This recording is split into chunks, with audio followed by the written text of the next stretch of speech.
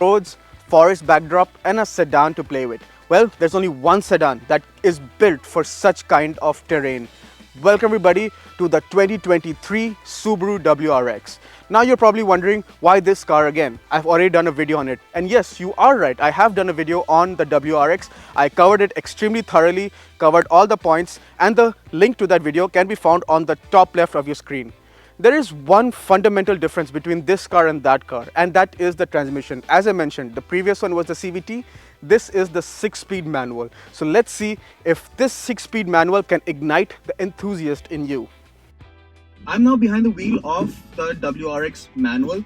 If you want to see a more thorough review of the whole car, I suggest watching the previous video I made with the CVT because I've covered all aspects like space and practicality. This one is just about the difference of the driving between the CVT and the manual. So let's see if this car drives really well. Let's get the numbers out of the way. The numbers are the same 2.5 liter turbocharged gas engine that produces 270 horsepower, has the famed all-wheel drive, which makes it a rally car for the road. The only difference is now there's a 6-speed manual. So let's see how this car drives.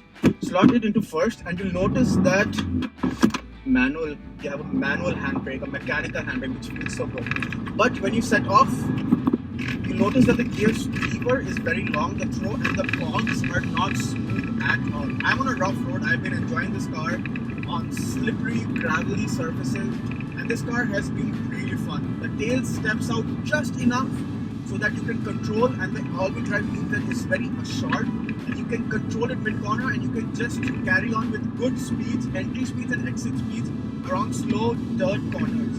The ride is really good. I'm on some really broken gravelly roads and the car is handling it all so well. Hardly feel anything. The seats are really comfortable. These are sport seats with good side bolsters. But because of this means that the armrest is pretty far away, so it's pretty useless, this armrest. But it has a small storage, but it's pretty useless to keep your elbow on. But again, it just rides very well. It drives so good. And this car is about driving it on the gravel as well as driving it on the tarmac that you can daily drive. Like how I am now, I just transition to tarmac and it's so smooth. You can floor it and it moves well.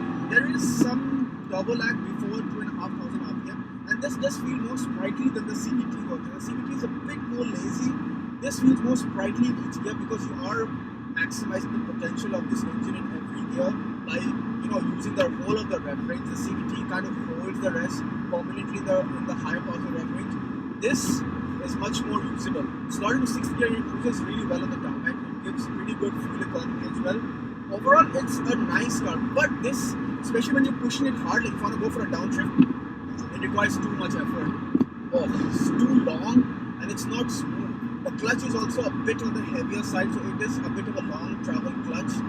If you can live with all that, it's still a very fun car and something I don't understand why it's so underrated. People don't talk about it enough. People are talking about the Civic SI, the Kaipars, the Golf GTIs, the Golf Rs, the Jetta GLIs. Nobody talks about this.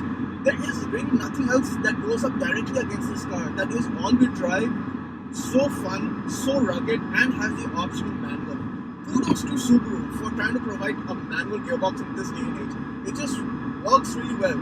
If you can live with the heavy clutch and a bit of a notchy gear shift, this car is actually pretty value for money and makes a very good case for yourself.